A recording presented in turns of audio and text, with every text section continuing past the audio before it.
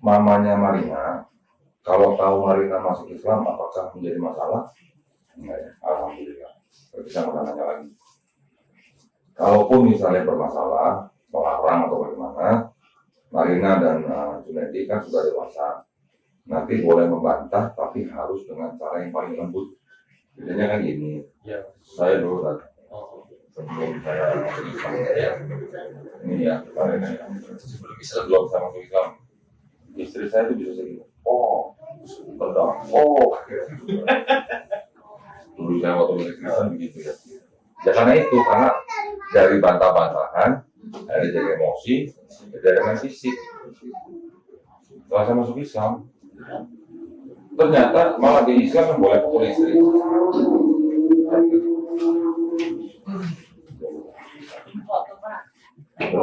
Di Islam boleh pukul istri. Ternyata di Islam boleh pukul istri. Tapi mukulnya bagaimana? Mukulnya itu pertama nggak boleh di muka, kedua nggak boleh berbekas. Ya, kalau nggak boleh berbekas ini mana caranya mukul? Nah, itu satu ya, itu satu. Bekas bisa, nanti saya kasih tahu triknya. Yang kedua, kita lihat sunnah Nabi. Nabi pernah nggak ada hadis mukul istri-istrinya? Nggak ada. Berarti sebenarnya dalam praktek nggak boleh mukul istri. Terus sahabat Nabi. Sahabat Nabi yang paling galak lah, paling keras lah, paling ganas lah. Umar bin Khattab. Itu orang merapat itu cabut pedang penggal kepala. Istri mah nggak ada yang berani sama dia. Tapi setelah dia masuk Islam, istrinya ngomel-ngomel, seorang Umar bin Khattab ngomel istrinya. Bisa istrinya diam aja. Gimana? Apa yang bisa merubah orang seperti Umar bin Khattab? Padahal dia sebelum mau masuk Islam, dia udah datang mau datang ke rumah Rasulullah mau bunuh Nabi. Dia baca surat Toha, dia dapat hidayah. Bisa jadi orang yang diomelin sama bininya. Jadi bininya ngomong, dia gimana? Gara-gara saya baca itu, saya sekarang nggak berani lagi yang namanya main fisik sama istri. Satu itu, kedua kalinya begini. Semua ini mengenai tantangannya tadi. Kita itu ciptaan Allah yang memang diamanahkan dititipkan kepada kita. Nah kita ini mukul istri tuh, nggak usah jauh-jauh lah. Paling jelek lah kita kukunya. Kita bisa nggak bikin kukunya awal? Bisa. Kukunya yang udah dipotong, dibuang gitu. Kita bisa nggak bikin kukunya manusia? Nggak bisa, kecuali Allah. Maka kalau orang yang sudah merasa diamanahi, dititipin oleh Allah, nggak bakal menyakiti, jangankan, nggak bakal. Karena tahu sejatinya Allah menitipkan istri saya kepada saya dan bisa. Nah, terus misalnya ini kan kita bicara rumah tangga nih, konteksnya ke rumah tangga kan istri nih. Kalau di Islam, kalau istrinya nih bikin suami marah, istilahnya sampai durhaka gitu lah, itu sama suaminya harus diapain? Kalau gua talak lu, talak enggak? Di Islam tuh ada step-stepnya. Ada ya. Jadi pertama kali kalau ada istri yang kurang ajar sama suami, nggak boleh dipukul, nggak boleh istilahnya diapain, kecuali di apa pertamanya? Didiemin. Pertama cuma didiemin. Didiemin tuh nggak disapa kan? Yang kedua apa? Pisah aja. Ya. Ini ada step-stepnya. Jadi nggak langsung blok cerai gitu. Yang ketiga baru dicarikan mediasi. Cari pihak ketiga untuk mediasi, bisa orang tua, bisa mertua, bisa guru atau siapa gitu. Yang keempat, kalau memang dia masih begitu, baru ditawar, baru dicari.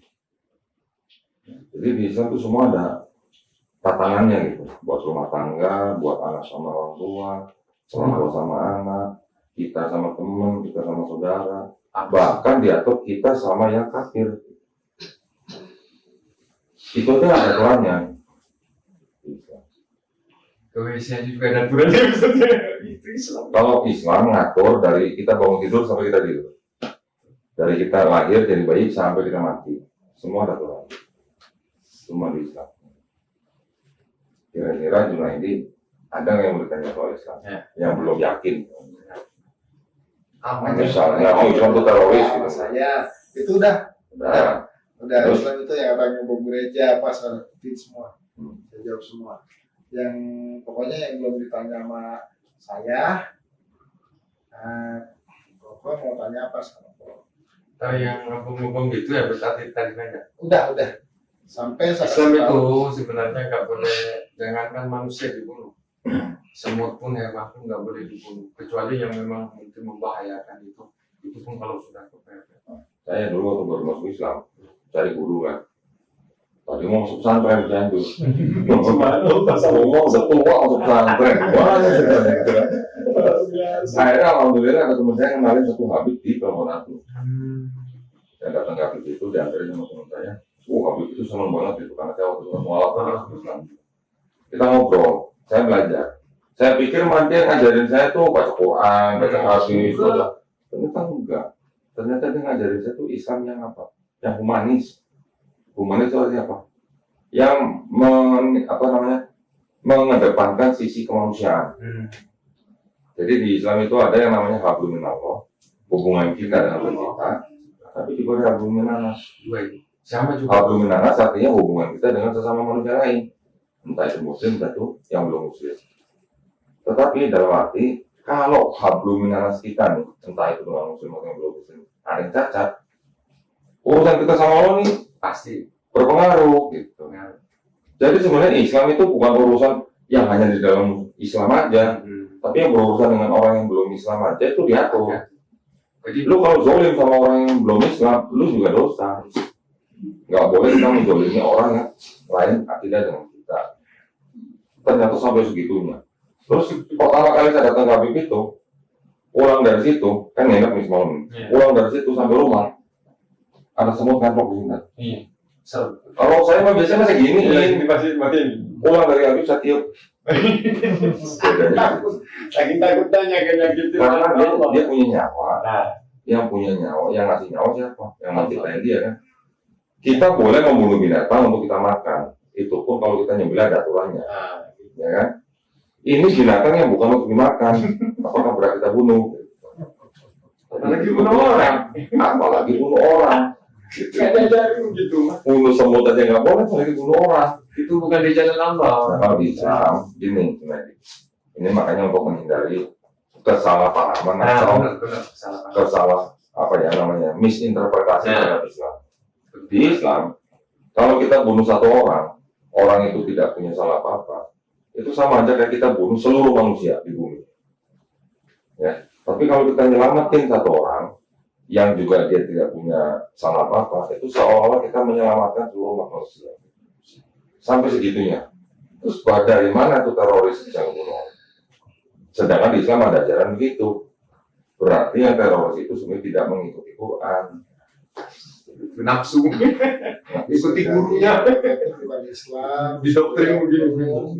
atau walaupun dia orang Islam tapi tidak mempelajari agamanya. Walaupun dia bikin video mau penggal kepala Allahu Akbar. Ini kan menjadi apa namanya? Citraan jelek. Terus nanti kan orang juga mau Islam dan menyebar fitnah. Memang sekarang memang begitu. Dulu gua waktu gak masuk Islam tahun 2001 turun dari pesawat di bandara Bangkok. Waktu turun mau imigrasi di TV udah BTV lagi tabrak pesawat.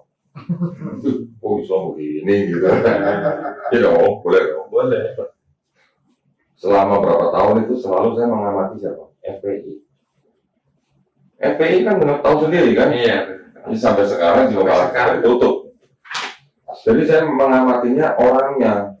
Nah, FPI kok ini Islam kok tawuran di sini, ribut di sono, shopping di sini, kok ribut mulu sih? Saya orang luar Islam yang melihatnya begitu.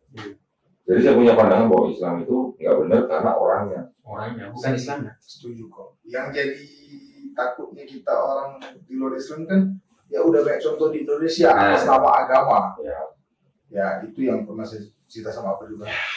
Atas nama agama mereka pakai kopiah, pakai sorban, pakai baju koko, ucap takbir, tapi kelakuan penentang itu. Makanya yang pernah saya Saya dulu 7 tahun nunggu sampai akhirnya masuk Islam. Selama 7 tahun ini gue memperhatikan orangnya. Jadi yang gue perhatiin muslimnya, bukan Islamnya. Ya, muslimnya. Bukan agamanya. Jadi waktu di otak gue tuh FPI itu jelek, Akhirnya baru gue bisa kebuka pikiran gue tuh setelah gue nonton videonya wawancara Jaya Suprana sama Habib Rizik. Nah, ini kan kenalannya kayak sendiri Nah, nih. iya, Diwawancara sama orang Kristen. Orang Kristen Jaya Suprana yang punya jago. Pas diwawancara itu baru diceritain Habib Rizik baru ngomong cerita dia visinya apa, misinya apa. Memang kalau orang sudah di jalan pakai baju sama, pegang pentungan, gimana? Iya, sama. Gampang diatur nggak? Pasti susah diatur. Susah. Jadi antara pusat, tengah, koordinator sama orang yang bawa di lapangan, ini kadang-kadang koordinasi memang nggak benar. Nggak benar. Itu satu. Yang kedua, media juga ambil Bisa. peran penting. Setiap apa media kan pasti kan, nah, soalnya yang kayak kelompok-kelompok yang nggak setuju dengan FPI pasti kan dia menjadikan FPI. Tapi waktu FPI ngangkat mayat pertama di tsunami Aceh, masuk TV nggak? Nah, ada. padahal itu 7.000 loh yang diturunkan. Yang masuk TV. Jadi akhirnya setelah saya masuk Islam, saya punya keinginan sendiri. Kalau sampai Allah izinin saya ketemu Habib Rizik, saya pengen cium tangannya. Saya punya keinginan begitu. Ya. Berapa tahun tuh dari 2014? Kejadian baru kemarin, berapa bulan yang lalu. Alhamdulillah ada keponakan dari Habib Rizik, kalau kenal saya, dipertemukan, saya dibawa Habib. Kalau adiknya anak saya, Nah, namanya Adit, sebenarnya pernah cium tangan dia. nah, terus waktu ketemu Ya, Ustaz. beliau, saya cerita padanya, saya dulu gini. Terus Habib gini, lo salah saya apa? Nah, jadi nggak salah Habib, nggak salah, yang salah media. Nah, saya cerita, saya kalau udah masuk Islam, saya pengen ketemu Habib, kalau di sini saya pengen cium tangan. Tapi saya mau dicium, kata Habib. Iya. Nggak mau ya, tapi saya mau paksa, gitu. Jadi benar, saya paksa, saya pegang tangannya, 2 tangan, saya cium tangannya. Begitu saya cium tangan dia pegang kepala saya, dicium kepala saya. Kalau Habib, Alhamdulillah. Jadi pelajarannya ini, jangan kita mudah suudzon. Betul. Suudzon itu berprasangka buruk terhadap orang atau kelompok tanpa kita tahu persis apa yang ada di dalam itu. Banyak sekali, dan itu memang tidak terjadi hanya di Islam aja. Di semua agama itu ada kelompok-kelompok seperti itu. Pasti ada. Di Kristen banyak, di Hindu banyak, di Buddha juga ada. Ada. Islam yang di Thailand, di genocide sampai kabur ke ada. Jadi yang kita harus lihat adalah ajarannya, bukan manusianya. Tapi memang gini Bang, kamu kan ada orang yang ngaji sama saya tuh yang gede-gede itu kayak gitu kan. Aduh, orang ngaji, pengajian apa nih tuh? Kan gitu kan. Pengajiannya yang disalahkan. Padahal mah yang salah itu bukan pengajiannya. Pengajiannya yang benar sudah gitu. Yang salah itu orangnya. Kayak gitu. Nah, sekarang saya mau nanya sama Junedi ini. Kira-kira nih, Tuhan, ini ada berapa? Kan tadi cuma satu kan? Pasti cuma satu. Manusia sekian miliar, Tuhan cuma satu. Kalau Tuhan ini sebagai pencipta manusia, Tuhan ini mau ngasih tahu caranya beribadah kepada yang menciptakan itu kira-kira ada berapa cara? Apakah cuma satu cara atau ada banyak cara? Lu buat orang Cina begini ya, nyembah guanya. Buat orang India lu nyembah guanya begini ya. Entar buat orang Amerika lu nyembahnya begini ya. Atau cuma satu cara, lu terserah lu mau orang apa aja, lu nyembah gua dengan cara begini yang gua ajarin. Kira-kira gimana? Banyak cara atau satu cara? kalau berdasarkan keyakinan sih banyak cara ya. Banyak cara. Berarti Tuhannya banyak atau gimana? Enggak, Tuhan Tuhannya satu. Nah sekarang lu ngajarin Kevin sama kakaknya untuk disiplin di rumah tangga, caranya banyak apa caranya satu? satu. Kenapa nggak banyak cara? Karena anak lu 2 atau 3 atau 4. Kenapa nggak buat yang ini caranya sendiri, yang buat ini cara sendiri, yang ini cara sendiri? Kenapa nggak begitu? Ini larinya ke tauhid nih kok. Jadi kalau lu percaya Tuhan satu, nggak mungkin dia ngasih banyak cara. Pasti cuma satu. Jadi kalau kesimpulannya berarti agama lain caranya menyembah Tuhannya salah. Bisa jadi salah. Bisa jadi tauhidnya salah. Jadi gini, Hindu sebenarnya juga percaya Tuhan cuma satu, nggak ada bentuknya, nggak boleh dibikin patung, nggak boleh dibikin gambar, nggak boleh dilukis. Tapi setelah ajaran itu turun, pengikut-pengikutnya ini yang punya pemikiran agama beda-beda. Pemikiran agama itu kan tergantung dari situasi, kondisi, tempat lingkungan dan segala macam. Orang bisa berpikir, nggak usah dulu, zaman sekarang masih ada nggak orang nggak pohon. Banyak. Banyak sih saya. Coba ke pedalaman dulu. Masih banyak. Di Halmahera ini ada satu suku, masih pakai cawat. Itu mereka masih nyembah pohon, masih nyembah batu. Masih ada orang itu. Zaman sekarang. Kita udah ngambil 5 orang dari sana. Kita ajarin satu suan. Alhamdulillah sudah ada yang masih ada orang. Lah buktinya orang Papua juga kan yang masih pakai kotek kan masih ada nyembah batu, ada nyembah gunung, ada nyembah matahari, ada nyembah api. Ada nggak? Biasanya Orang lihat sih. Berarti mungkin kurang merasa. Orang Majusi itu nyembah apa? Nyembah api. Nanti ada orang yang nyembah matahari, Dewa Mitra. Lihat, masih ada. Ada yang nyembah bulan, Dewi Bulan. Masih ada yang nyembah selain Tuhan. Dulu Hindu tauhid, tapi setelah pengikutnya merubah-rubah, sekarang Tuhannya Hindu ada berapa tahun? Tahu tak berapa? Mana? Apalagi Siwa. Ada berapa kira-kira? Ada yang tahu? Tuhannya Hindu. Ya itu banyak-banyak. Berapa? Bisa Berapa? 5 lebihnya berapa? 6. 6. Itu amat. Itu kan kayak paling tertinggi kan kalau di Indonesia tuh. Lah orang di Hindu maunya Tuhan, gajah Tuhan, semua Tuhan. Iya. Itu dah. Ada berapa Tuhan yang Air sekarang? kencing sapi aja diminum sama dia. Kencing sapi. Saking menuhankan sapi gitu Sapi nggak sampai. boleh dipotong. Mereka nggak boleh makan sapi. Nggak boleh. Jadi gini, gua pernah ke India, guru saya ke India, di Coimbatore, di Tamil itu. Kalau di jalan ada sapi nyebrang, terus dia duduk di tengah jalan, nggak ada yang berani ngawasin. Serius, Iya benar. karena dianggap itu Tuhan. Gara-gara Samiri itu kan bisa. Loh, kok bisa? Nah itu Ya, prinsipnya nggak pakai akal. karena pemikiran manusia beda-beda. Pemikiran manusia. Serius, sebelum sapi itu jalan, nggak ada yang berani lewat.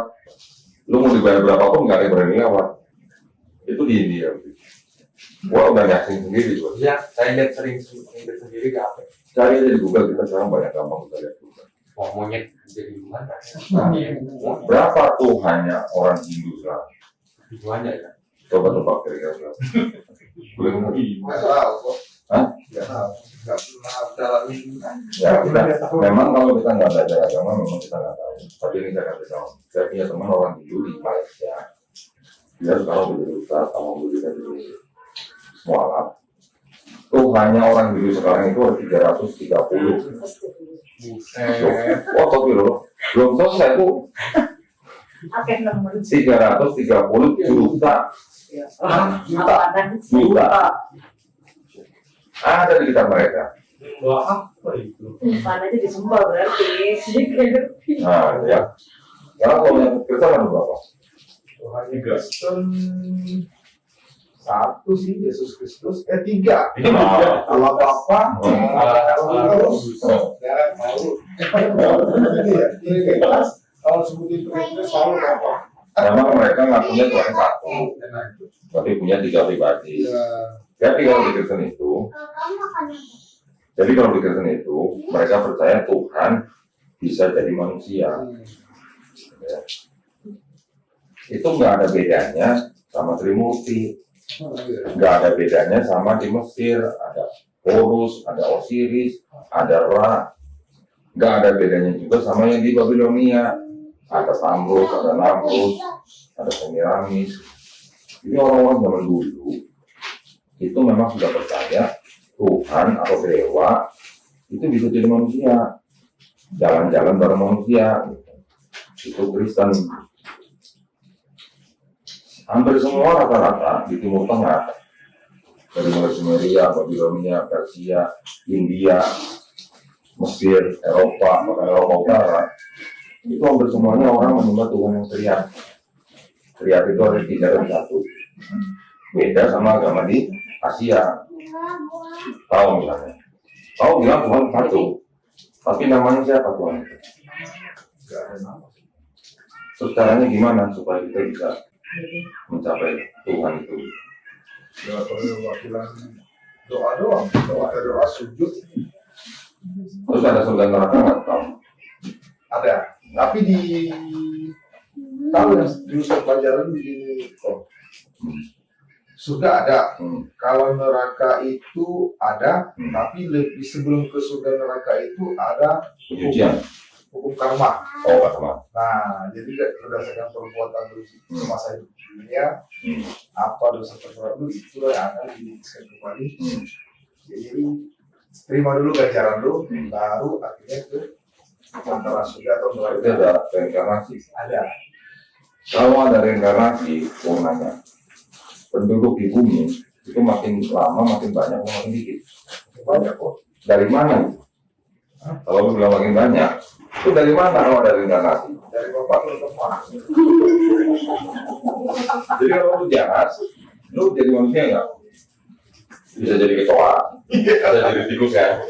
Nah terus bayi-bayi yang lahir itu dari mana kok bisa tambah banyak gitu? Kalau pakai konsep reinkarnasi ya berarti kan ada tambahan kan? Dari jahat kemana? Kan kalau ada orang yang jahat, ada yang baik. Kalau ada yang jahat, berarti kan populasi manusia harusnya berkurang. Nah ini kok malah paling banyak mau tambah? Dari mana? Nggak tahu. Nah itu jadi konsep reinkarnasi itu tidak masuk akal. Itu tahu ya, atau udah juga kurang lebih sama lah. Ya, kurang lebih sama lah, mirip-mirip lah. Kalau Ada reinkarnasi juga kan? mengajarin begini sih, lebih mengajarin gimana kita jadi manusia itu baik, menghormati sesama manusia, apalagi yang punya jiwa, kalau hidup itu sayangnya dikasih gitu. Ya itu ajaran untuk praktek dalam kehidupan bermasyarakat. Tapi bagaimana caranya lu nanti kembali kepada Tuhan dengan surga dan nerakanya, kepada reinkarnasi, nah itu yang menjadi permasalahan. Yang saya nggak habis pikir itu gini kok, sewaktu kami ke vihara, waktu itu kan istri juga ikut ke vihara kawan. Terus kita ada sewa satu tempat di gudang produksi. Di gudang produksi itu istri saya kerasukan sama penghuni gudang itu. Alasan karena katanya jam operasional saya itu terlalu mengganggu mereka. Karena pabriknya saya sendiri kerja sama kan. Saya yang kelola pabrik dari jam 8 pagi itu. Selesai kan jam 6 kan udah pada buka. Jadi saya masih lembur berkerjain, panggil lagi pembuka ini agak bersih. Sampailah karena jam 10 dan 11 malam. Nah, si penghuni rumah jin itu merasa terganggu. Saya berhasil ditambah lagi par saya yang kurang apa ya?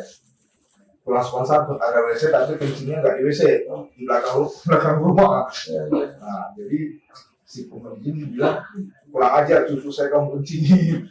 Istri saya dirasuki, disembunyi sama pemuka agama Taois kan, dibawa ke vihara.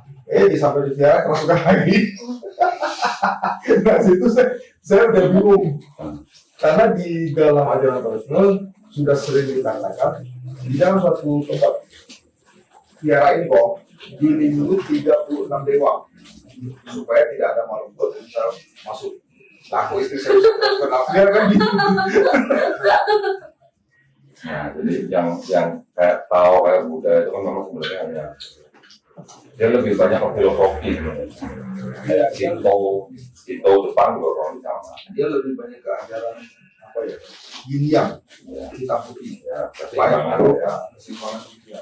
Karena gini, Tao itu nama apa? Tao itu nama apa? Nggak tahu. Yang saya tahu itu artinya kosong. Kalau Buddha nama apa? Nggak tahu. Saya bukan Buddha. Gelarnya Siddhartha Gautama. Orang yang pertama kali dikasih gelar Buddha itu namanya Siddhartha Gautama. Siddhartha Gautama ini adalah orang yang katanya sudah mencapai tingkat pencerahan gitu.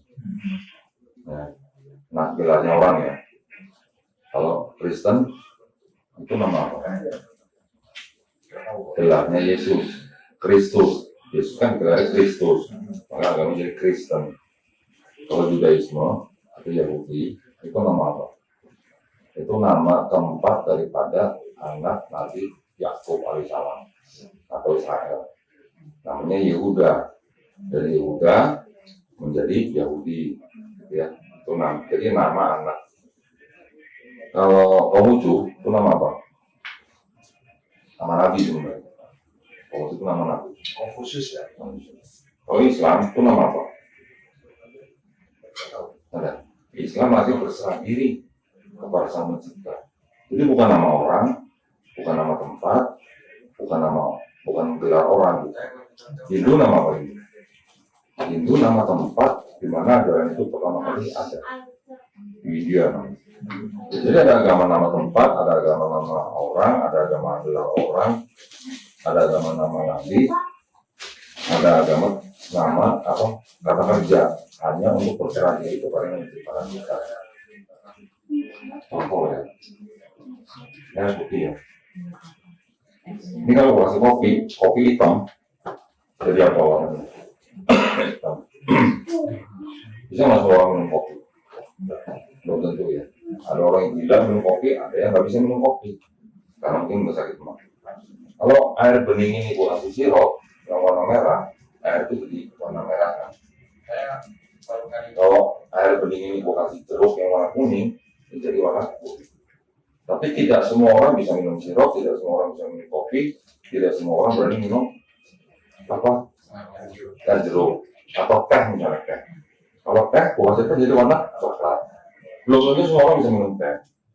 Tapi kalau orang yang airnya masih bening begini, masih murni, belum dicampur apa-apa, bisa nggak semua orang minum air putih? Harus minum. Kalau nggak minum mati, ya kan? Seperti itulah Islam. Islam itu ajaran yang belum ada tambahan macam-macam. Ya, kalau Kristen itu ada tambahan filosofi Yunani. Kalau Hindu itu ada tambahan filosofi dari negara yang menganut pagan. Itu juga kalau Buddha itu Yahudi. Kalau Yahudi agamanya mirip sama dengan Islam, cuman mereka merasa bangsa yang terpilih gitu. Karena mereka merasa bangsa terpilih, jadi mereka menganggap orang lain selain Yahudi itu goyim atau bangsa di luar Yahudi. Jadi mereka tuh eksklusif, nggak mau bergaul dengan semua orang gitu. Mereka merasa bangsa terpilih, jadi rasisme. Itu kalau Yahudi. Tapi kalau Islam, nanti saya bilang orang Arab tidak lebih baik daripada orang non-Arab. Orang non-Arab juga tidak lebih baik dari orang Arab. Orang kulit hitam tidak lebih baik dari orang kulit putih. Orang kulit putih tidak lebih baik daripada orang hitam. Tetapi yang paling baik adalah yang paling bertakwa. Bertakwa artinya menjalankan perintah Tuhan, menjauhi larangan Tuhan. Nah kalau di Indonesia kok ya, ini kan kadang-kadang kayak saya kan yang ngerti ini di jalan Islam. Di Indonesia ini kan banyak dibilang aliran, ada yang NU, ada Muhammadiyah, ada yang ini, kan nggak ngerti tuh kok. Kok bisa terpecah belah gitu kok? Itu bukan terpecah belah, bukan. NU, Muhammadiyah, Persis itu bukan Islam yang terpecah, tetapi organisasi yang beda. Karena kan setiap organisasi punya tujuan. Jadi NU itu, oke, kita bikin NU karena apa? Karena kita ingin berdakwah melalui pendidikan. Nanti Muhammadiyah juga begitu, bikin organisasi karena mereka ingin berdakwah melalui apa? Yang lain juga begitu. Jadi bukan Islam yang terpecah belah. Mau NU, mau Persis, mau Muhammadiyah, mau apapun organisasinya. Kalau ditanya Tuhan lu siapa? Allah. Nabi lu siapa? Nabi Muhammad. Kita apa? Quran. Semua sama. Kenapa hari rayanya ada yang beda sehari? Kalau yang beda itu karena beda metode pengamatan. Jadi kan kalau pengamatan itu kan kita harus melihat hilal gitu ya. Hilal itu sekian derajat sudah dihitung, ada juga yang sekian derajat belum dihitung, harus penuh gitu baru dihitung. Itu hanya masalah metode ilmu pengetahuan untuk menentukan hilal itu aja. Jadi yang benar yang mana? Dua-duanya benar. Kok bisa? Bisa, dua-duanya benar ini. Artinya contoh gini lah. Ini misalnya ada yang namanya doa apa sholat tahajud. Ini contoh ya. Sholat tahajud. Sholat tahajud itu kan dibilang sholat tahajud kalau kita sudah tidur, bangun tidur, kita sholat namanya sholat tahajud. Tapi karena gue pengen sholat tahajud, tapi karena gue takut nggak bisa bangun, ya gue takut nggak bisa bangun, gue jadi nggak tidur. Gue tungguin aja sampai malam gitu, baru gue sholat gitu. Dua-duanya tetap sama-sama sholat, tapi yang satu itu memang dia bisa ngikutin ritme tidur, yang satu karena dia takut nggak bisa tidur, dia jadi nggak tidur. Ini dua sahabat yang namanya Abu Bakar dan Umar bin Khattab. Dua-duanya ngadep ke Rasulullah. Yang Abu Bakar dia bisa tidur, bangun tidur ke sholat. Dia Umar karena dia nggak bisa tidur, dia nunggu, dia nggak tidur sampai, tapi dia tetap sholat sama sholat. Ditanya gimana ya Rasulullah? Rasulullah jawabnya apa? Oh, Abu Bakar nggak apa-apa, bagus, itu artinya dia bisa taat gitu lah, bisa ngikutin ritme, artinya dia bisa mengikuti jadwal yang benar, tidur dulu, bangun terus sholat. Tapi Umar juga nggak salah karena dia berhati-hati. Karena dia berhati-hati, dia pengen keluar tahajud, tapi dia takut nggak bangun, dia tetap jagain, itu nggak salah. Sama seperti yang Hilal tadi. Ada yang menggunakan standar minimum, ada yang menggunakan standar maksimum. Cuma begitu doang sama. Beda sehari, cincai ya, orang tidak bilang gitu. Tapi tidak di luar daripada standar. Ya.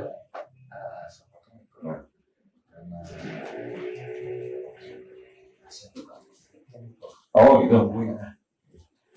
Tadi waktu kesini grabnya ini, Nungguin. bukannya langsung balik tadi. Dia mau Karena dia takut itu. iya. Oh, udah, terus kalau gitu gimana? Ini untuk mempersiapkan kita. Koko, mau nggak saya minta sama Koko biar benar-benar kafa, abdong. Saya mau minta sama Ko Dondi, Koko nanti dituntun Ustaz Soleh cara wudhu, terus mandi air besar, niat tuntun, terus wudhu lagi. Setelah wudhu lagi baru kita syahadat. Ini sekelas siapa? Itu afdolnya seperti itu. Sama kayak Adi juga sama gitu. Jadi jam berapa Malam. saya? Wes, Pak Haji. Masya Allah. Sebenarnya sih tidak wajib mandi wajib dulu terus baru sadar, enggak. Kapanpun orang sadar bisa. Tetapi yang penting setelah sadar kan dia sudah terbebani dengan sholat. Tetapi sholatnya itu juga sholat yang step by step. Nah, sebelum sholat itulah saatnya butuh atau wajib mandi wajib. Yang besar gitu. Ya sebelum sholat. Sekarang wudhu aja dulu. Sekarang wudhu boleh. Punya wudhu kan? Masih punya wudhu nggak tadi? Iya, nggak untuk bukannya itu istri. Udah. Wudhu lagi. Karena ada dua, ada yang istibatan, ada yang enggak. Wudhu lagi. Sebenarnya juga ini mohon maaf nih, Iya. ya, dari pengalaman saya, Oke. dari apa yang saya pelajari, orang bersahadat juga nggak wajib wudhu dulu. Yang penting sahadat dulu, sudah sahadat, barulah ditunaikan kewajibannya. Oke. Terus Karena sebelum sahadat kan belum terbebani syariat. terus juga kok. Mungkin yang saya melihat kan kayak. Nah, terus Tanpa bulan Alhamdulillah, tenang aja. yang kedua. Saya Waduh. kalau di klinik aku foto berapa 1 senti? Jadi mahal. Berapa? Nggak mampu kok. Iya berapa? Berapa? Berjutaan. Nanti ya kalau Insyaallah. Karena buat kartu kaki tangannya itu udah begitu Pak. Jangan lagi Maaf ya, Bu, ya. udah nggak usah ngomong. Pokoknya nanti gratis, insya Allah. Tapi boleh syarat ya, hafalin beberapa surat yang pendek aja. Cuma untuk satu doang, nah bayar pakai surat, Iya. pakai surat-surat Yang aja. pendek aja. Yang pendek aja. Nanti Bazar sama Ines, nak ajarin kalau bisa gini nak Al-Ikhlas, ya. Terus Al-Fatihah, Yang apalah. pendek-pendek aja, Iya. semampunya. Kalau memang masih belum mampu, tetap dihapus ke hapus satu gratis. Tenang aja. Oke. Sakit nggak tuh? Waktu bikin sakit nggak? Katanya. Ayo. Saya sudah pengalaman. Kok jadi ragu? Yang Nggak pasti sakit lah, tak punya daging. Iya, sakit. Tak dulu, tak dulu. Enggak, Waktu bikin sakit nggak? Sakit kan? sakit dikit. Dikit. Ini di bawah itu sakitnya. karena pakai laser, bukan pakai jarum lagi. Ini pakai alat laser. Kalau punya saya hilangkan sekarang bro. Ya. Boleh, gratis. Terus ini juga aku yang keduanya. Saat ini sudah dibayar. Kira-kira dapat sertifikat mualafnya. Bisa dapat. Nah ini juga ada anak saya lagi, sebenarnya 3 sih kok. Yang pertama itu paling saya khususkan buat anak saya namanya Nanti yang udah sadar. Iya. Sama yang Pak Heri. kedua Heri, Heri. yang ketiga Kowewe. Boleh. Udah. Kita nanti komunikasi aja. Kalau yang buat tato itu yang kayak di kaki itu nggak bisa sekali. Harus beberapa kali. Ya. Dan semuanya gratis. Tenang. Masih kan? Luar biasa. Coba kalau ke klinik berapa duit tuh mau taruh? 20 juta belum tentu. Kalau Iya. saya kiri lagi kok. 20 juta belum tentu hilang. Jujur aja Cici, saya sayang sama Cici.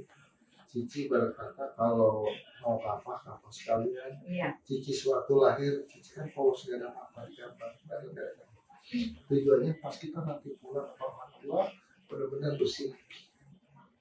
Soalnya gini Ci, saya juga kan tukang mandi jenazah. Terus saya pernah ada ibu ngomong, dia tukang mandi jenazah. Bahkan itu sekarang masih pasien saya. Dia paling benci sama orang bertato. Begitu dia yang dimandiin orang tato apa? Langsung gebuk sama dia. Saya bilang, ibuku sudah sampai gitu. Nah, kamu kan, saya kesel aja. Oke, sekarang jadi gini aja. Ini supaya kita segerakan. Ini maju dikit. Mari.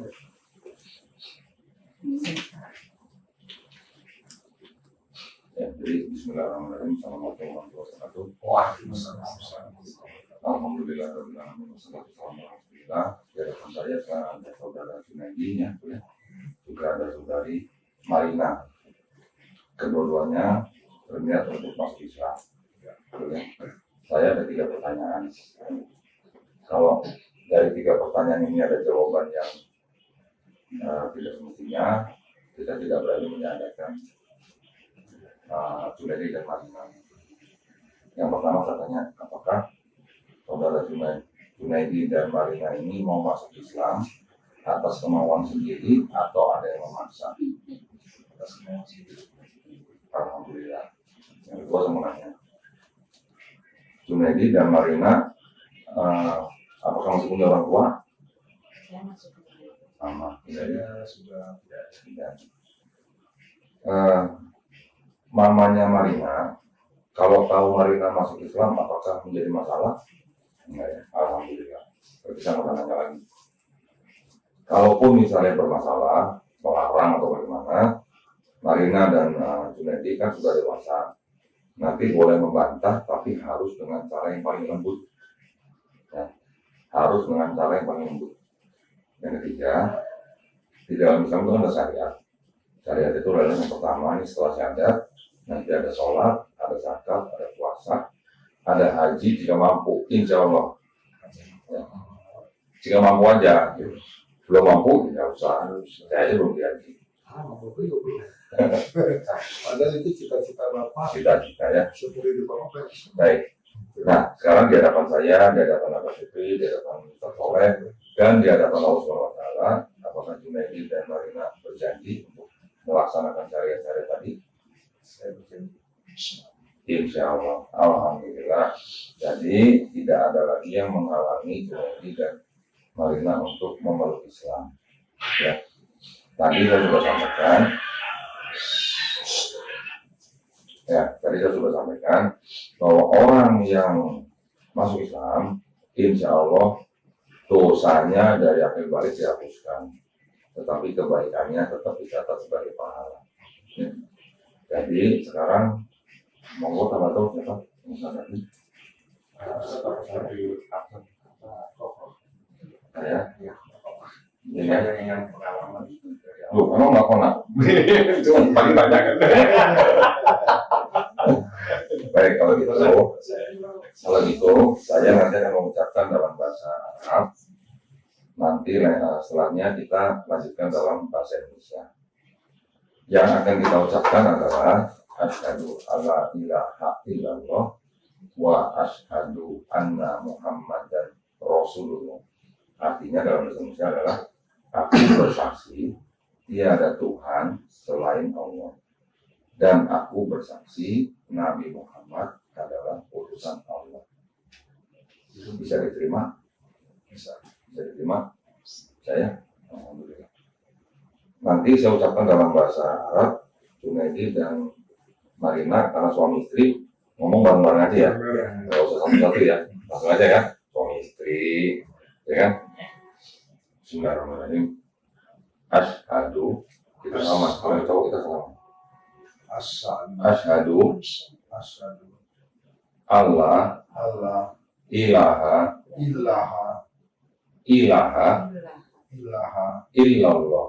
illallah wa asyhadu anna Muhammadan Rasulullah. Aku bersaksi tiada Tuhan selain Allah dan aku bersaksi Nabi Muhammad adalah utusan Allah. Alhamdulillah. Gimana dah? Alhamdulillah. Selamat ya. Ya Allah,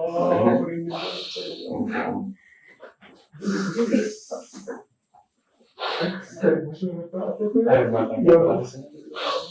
Alhamdulillah. Allahu Akbar. Allahu Akbar. bukan hidayah juga Pak. Ya Allah, terima kasih ya Allah. Terus kalimatmu ya Allah. Banyak banget. Alhamdulillah. Lu sekarang saudara gua. Terima kasih kau ya. Alhamdulillah. Ya, jangan mengganggu ya. Kita udah saudara. Jadi kalau udah saudara, jangan mengganggu. Alhamdulillah ya. Ya Allah, Bos. Sudah tidak rumah ke saya. Ayo maka kebahagiaan. Sudah Ya Allah. Terima kasih ya Allah, Engkau telah memberikan. Allahu Akbar. Oh ya Allah. Enggak usah sungkan-sungkan ya. Siap. Ini nanti sini. Nanya, Apa enggak usah. nanya? KTP paling ada yang di foto. Apa? Yang kemarin nambah kirim. Sama punya Junaidi gini. Sekarang papa mama sudah masuk ke kendaraan.